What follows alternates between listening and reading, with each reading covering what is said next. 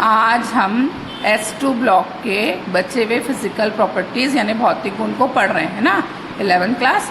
तो पहले पढ़ते हैं हम S2 ब्लॉक में कौन कौन आता है। Magnesium, beryllium, magnesium, calcium, strontium, barium और रेडियम, वो वाला ग्रुप पढ़ रहे हैं हम, है ना।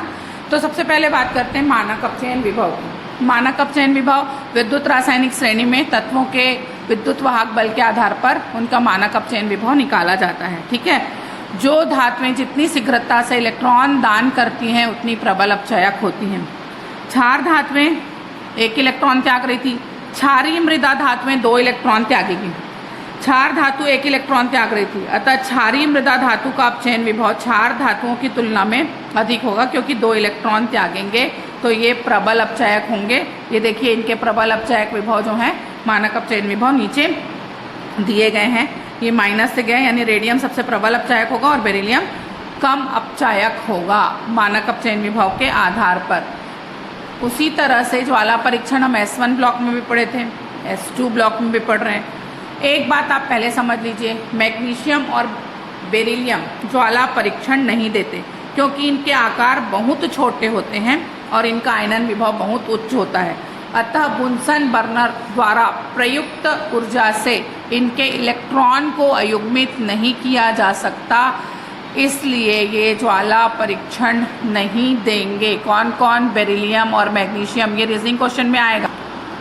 लेकिन जो अन्य तत्व हैं कौन कौन है? कैल्शियम है, स्ट्रांसियम है, बेरियम है, रेडियम है, ये सब ज्वाला परीक्षण देंगे। कैल्शियम ईंट जैसा लाल होगा, ये क्रिम्सन रेड होगा, एकदम मक्खन जैसा लाल। ये एप्पल ग्रीन होगा, कीवी का जो कलर होता है अंदर से, कीवी जब आप खाते हैं तो अंदर से जो ग्रीन कलर होता है वो। और ये जो होगा रेडियम, वो भी क्रिम्सन लाल होगा, एकदम बहुत सुंदर सा जो रेड कलर होता है वो। उसके बाद अगला पॉइंट आता है ऑक्सीकरण संख्या। किसी तत्व के द्वारा जब इलेक्ट्रॉन त्यागा जाता है तो उस पर जो आवेश धारित किया जाता है उसकी ऑक्सीकरण संख्या कहलाता है। चूँकि क्षारीय मृदा धातु के संयोजकता कोष में 2 इलेक्ट्रॉन हैं और 2 इलेक्ट्रॉन वो बहुत आसानी से त्याग कर अक्रिय गैस की संरचना को प्राप्त कर लेंगे, अतः इनकी ऑक्सीकरण संख्या +2 होती है। क्लियर। उसके बाद अगला है आयनों की चालकता। आयनों की चालकता और रंग व चुंबकीय गुण। क्षार धातु के आयनन विद्युत के कुचालक होते हैं। ठीक है। क्षार धातु के जो भी आयन, क्योंकि एक भी युग्मित इलेक्ट्रॉन नहीं रहेगा, 2 निकल जाएगा, रंग से रंगहीन हो जाएंगे। अयुग्मित इलेक्ट्रॉन अनुपस्थित होते हैं, इसलिए इनके जो चुंबकीय गुण होंगे वो प्रतिचुंबकीय होंगे और ये सब के सब रंगहीन होंगे। आयनिक अवस्था की बात कर रही हूँ मैं ना, नहीं तो आप बोलोगे मैडम ज्वाला परीक्षण में तो रंग दिखा है करके। इसी की केमिकल प्रॉपर्टीज़ देखते हैं हम। तो केमिकल प्रॉपर्टीज़ में ऑब्वियसली पहले हाइड्रोजन से क्रिया है, मैंने कल भी बताया था। क्षार धातुएं और क्षारीय मृदा धातु, इन दोनों में क्षमता है कि ये हाइड्रोजन से क्रिया करके उनके हाइड्राइड बनाते हैं। बेरिलियम और मैग्नीशियम के हाइड्राइड सहसंयोजी प्रकृति के होंगे, जबकि कैल्शियम से लेके बेरियम तक के हाइड्राइड आयनिक प्रकृति के होंगे, क्योंकि नीचे जाने पर ये जो MH बंध बना है वो शक्ति दुर्बल हो जाती है और H आसानी से मुक्त होने लगता है, इसलिए आयनिक गुण जो है वो बढ़ जाता है। अगली जो प्रॉपर्टी है वो है ऑक्साइड। क्षारीय मृदा धातु ऑक्सीजन की मात्रा कम मात्रा से ही क्रिया करके सामान्य ऑक्साइड बनाएगी और अधिक मात्रा में क्रिया करती है तो परऑक्साइड। ये देखिए मैग्नीशियम का ऑक्सीजन से क्रिया कराइए 2MgO2 लेके तो 2MgO हो जाएगा। उसी तरह से बेरियम की जब ऑक्सीजन से क्रिया कराएंगे तो बेरियम का परऑक्साइड बनेगा। ऑक्साइडों का क्षारीय गुण समूह में नीचे जाने पर बढ़ता है, क्योंकि परमाणु आकार बढ़ने से अंतिम कोष का लोन पेयर इलेक्ट्रॉन शीघ्रता से मुक्त होने लगता है, अतः क्षारीय गुण बढ़ेगा। तो बेरिलियम ऑक्साइड उभयधर्मी होगा। MgO और CuO अल्प क्षारीय और क्षारीय होंगे। कैल्शियम ऑक्साइड और स्ट्रांसियम और बेरियम जो होंगे वो प्रबल क्षारीय होंगे। अगला गुण है हाइड्रोक्साइड।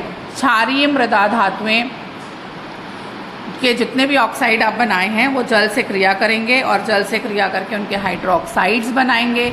नीचे जाने पर MOH बंध शक्ति दुर्बल होने लगेगी, इसलिए हाइड्रोक्साइडों के OH आयन आसानी से मुक्त होंगे और चूंकि OH आयन आसानी से मुक्त होंगे अतः इनके क्षारीय गुण जो होंगे नीचे जाने पर बढ़।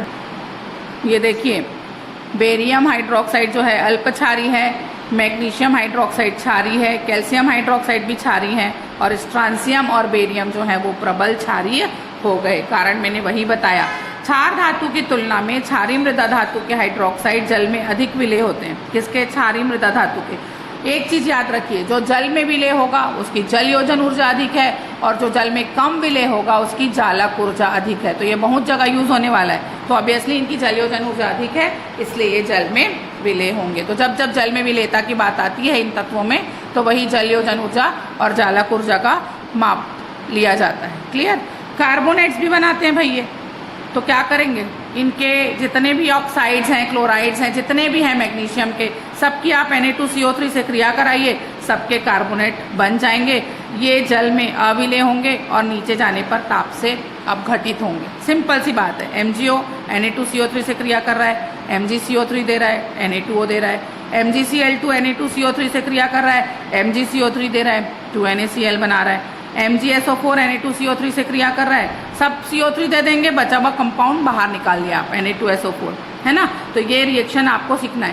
तापीय अपघटन, CaCO3 खुद टूटता है और CaO और CO2 में बदल जाता है। तापीय अपघटन क्योंकि बढ़ा है नीचे जाने पर। तो यही बात यहाँ पे बोली जा रही है कि BeCO3 जो है वो अति विलय है, MgCO3 लगभग विलय है, किसमें? जल में, है ना। और CaCO3 भी अल्प विलय है, और ये दोनों तो बिल्कुल अविलय ही हैं, दोनों ही, है ना। उसके बाद एक टॉपिक बन रहा है सल्फेट। सेम ऐसे ही करेंगे, जहाँ जहाँ ये है ना, अब इसकी H2SO4 से क्रिया करेंगे, ये आप करना सीखेंगे। तो जैसे ही आप H2SO4 से क्रिया कर देंगे, आपके यहाँ पे CO3 जुड़ा था, यहाँ SO4 जुड़ने लगेगा और सारी चीज़ें बाहर जो है वो निकलने लगेगी। समूह में नीचे जाने पर जालक ऊर्जा जो है वो ज़्यादा हो जाती है और जल योजन ऊर्जा कम हो जाती है, किनकी? सल्फेट्स की। इसलिए सल्फेट की विलेयता नीचे जाने पर घटती है। जब वर्ग में, मैग्नीशियम फैमिली के वर्ग में ऊपर से नीचे जाते हैं तो आपकी जालक ऊर्जा जो है वो बढ़ने लगती है, जल योजन ऊर्जा घटने लगती है, इसलिए विलेयता जो है वो घटती है। ओके।